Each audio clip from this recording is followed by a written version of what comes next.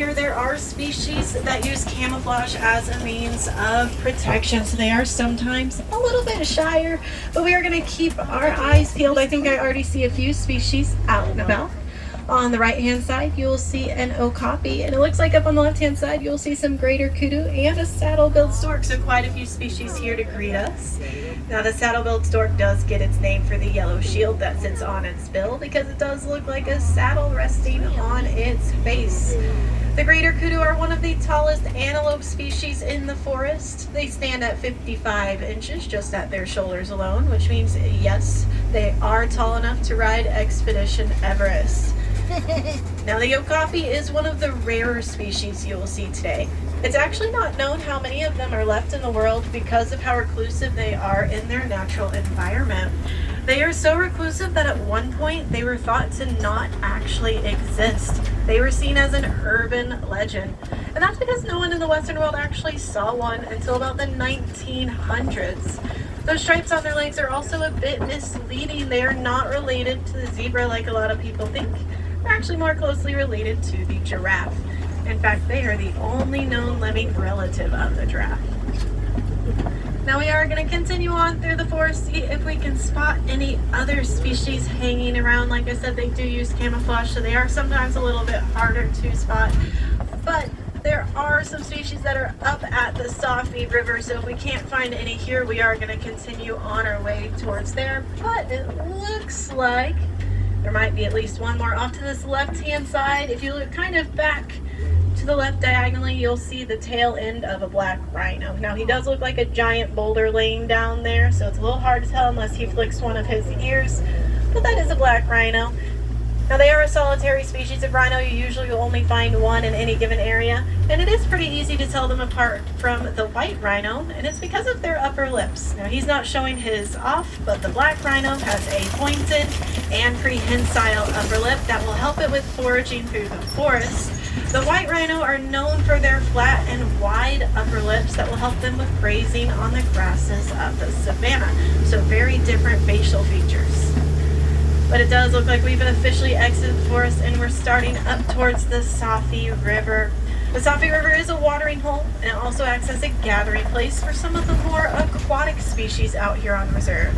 So as we make our way upstream, we will see who we can find. It does look like there are a few species to this right-hand side. There are some pink-backed pelicans and a Nile hippo or two over here. Now we are going to look for the rest of the bloat a little bit further up ahead, so if you can't see those hippo there, don't worry, we're going to continue looking for them. Those pink-backed pelicans, though, they do get their name for the pink color that they turn during their mating season.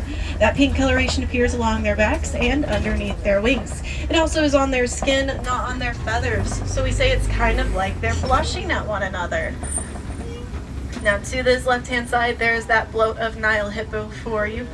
Now Nile hippo are really sensitive to the heat, so they do spend the majority of their day, just like how you see these guys hanging out here. They can actually hold their breath for up to 8 minutes at a time, though it is about 5 to 6 minutes on average that you will see them doing so. And when they do come up for air, it is just their eyes, ears, and nose that you will see poking out of the water, because all those features do sit on the top of their head. And even though they are very aquatic, they are not swimmers. Instead of swimming, they will allow themselves to sink all the way to the bottom of the river floor, and then they will walk across it. Another creature that calls the river home is the Nile crocodile.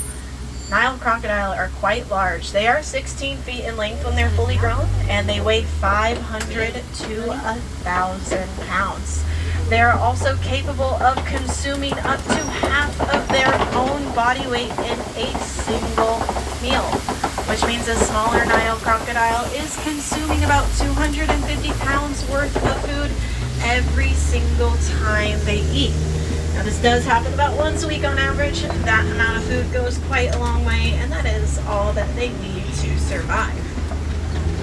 But we are going to leave the river behind us because we are now making our way up towards the largest part of the reserve, and my personal favorite, the savanna. Now the first portion of the savanna we are coming to are the open plains.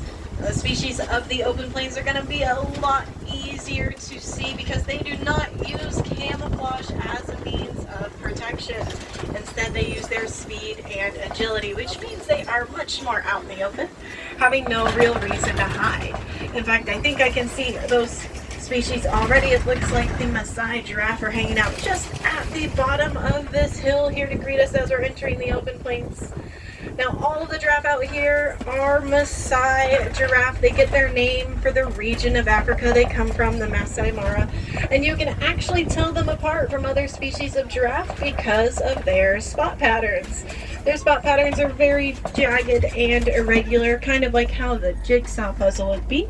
Other species of giraffe, like the reticulated, have a much more precise and uniform look to the pattern of their spots. And we do call a group of giraffe a tower because of their height. They are the tallest animal in the world.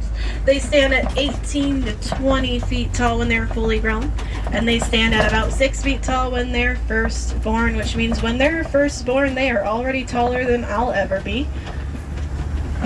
We are going to continue on and see if we can find any other species over here before we start making our way back towards those giraffe. In fact, I do think I see another species over here on this left-hand side. It is a predator species. They're hanging out underneath the trees. They are a very light tan color against the ground. Those are painted dogs. Now, painted dogs get their name for the beautiful coloration of their pelt. They are also some of the most successful hunters in the entire world. They have a 90% success rate on any hunt they go on, which means there is only one species in the entire world that is better at hunting than them, and that species is actually the dragonfly. Now, to the left, you'll also see a dark brown antelope. Those are sable antelope. These sable antelope are actually the symbol of the Harambe Wildlife Reserve, and that's because they are a braver species of antelope. When they are faced with a predator like the painted dog, instead of running away like other antelope species would, they will actually come together as a group and use teamwork to fend that predator off. Now, the word Harambe actually means to come together. So when the Harambe Reserve was being founded and they were looking for that symbol, it just made sense that the sable would be it. Now, it does look like we are following this giraffe on a migration path, and it looks like we are also catching up to some Ankole cattle, and it looks like there are a couple Hartmann's mountain zebra up ahead as well. The mountain zebra actually have an extra flap of skin underneath their neck called a dewlap that aids in blood circulation to keep them cooler in the hotter parts of the day. And the Ankole cattle have a similar thing with their horns. Those horns are really large and impressive, but they're actually hollow on the inside with a honeycomb-like structure, and that will also aid in blood circulation to keep them cool. So both species do have a natural working AC unit in them. Now, we are slowly but surely following this giraffe down the road. We'll see where she decides to go. Now, this does happen quite frequently. If you've ever seen the wait time for the safari go up really high, you are looking at a reason. Now, giraffe are usually known to do one thing all day, every day, and that is eat.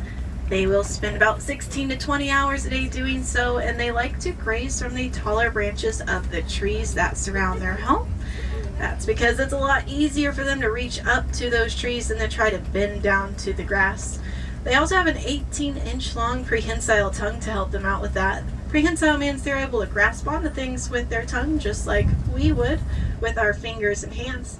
And 18 inches is about the same length as a